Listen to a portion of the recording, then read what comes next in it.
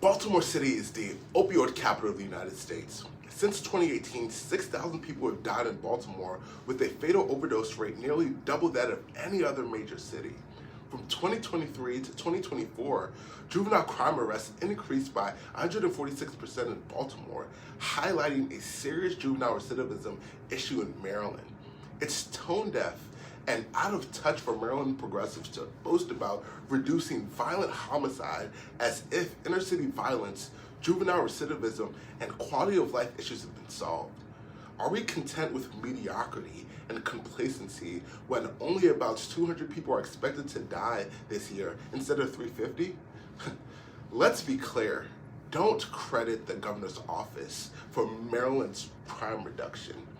The decline in violent homicide rates is due to the Baltimore City State's Attorney's Office, which is committed to reversing Marilyn Mosby's failed public safety policies.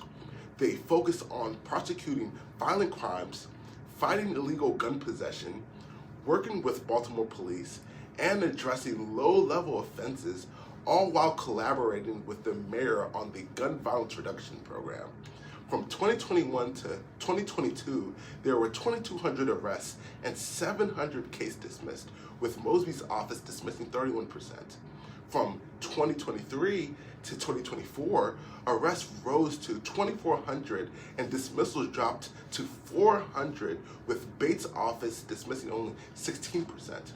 Mosby had a 60% rate for illegal gun possession, while Bates had a 90% conviction rate as of now.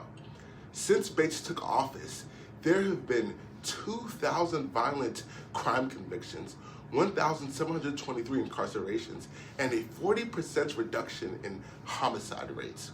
Sadly, Maryland's left-wing governor refuses to adopt this pragmatic approach to juvenile recidivism and crime. He's ignored the institutional failures within the Department of Juvenile Services, and the changes in the Secretary's office appear to be a political distraction from his poor leadership. When juveniles encounter with the justice system, they're not given effective services to change their behavior or prevent it from continuing to terrorize the community. Juveniles are often taken to a DJS facility where intake specialists at times determine whether they should be detained or not, often using a form. Many are diverted to programs like Thrive Academy or the Sidestep program piloted by Monzi and established through a consent decree where charges may be withheld after participation. The problem is that these programs do not track what services were provided, recidivism rates, or whether victims will be notified. Another failure in DJS is its partnership with private vendors to place GPS ankle monitors on juveniles after court. Vendors like ASAP Inc. poorly monitor these juveniles, failing to notify the Division of Parole and Probation or local authorities when violations occur, and public info about these vendors are scarce. It's critical to address these institutional failures with concrete solutions. Here in the short term, we need to, one, impose heavier fines on ankle monitoring vendors who fail to notify the Division of Parole and Probation for violations. Two, we need to restrict ankle monitors for violent offenders for those who are also involved in illegal usage of a car. Three, parents, if you tell a judge that your child isn't a threat and they recidivate, you will be accountable.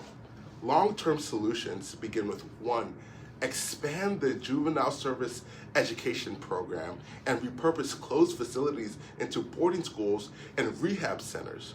Two, Thrive Academy and Sidestep should provide recidivism data and data that proves the efficacy of their program, along with notifying victims when the child is diverted.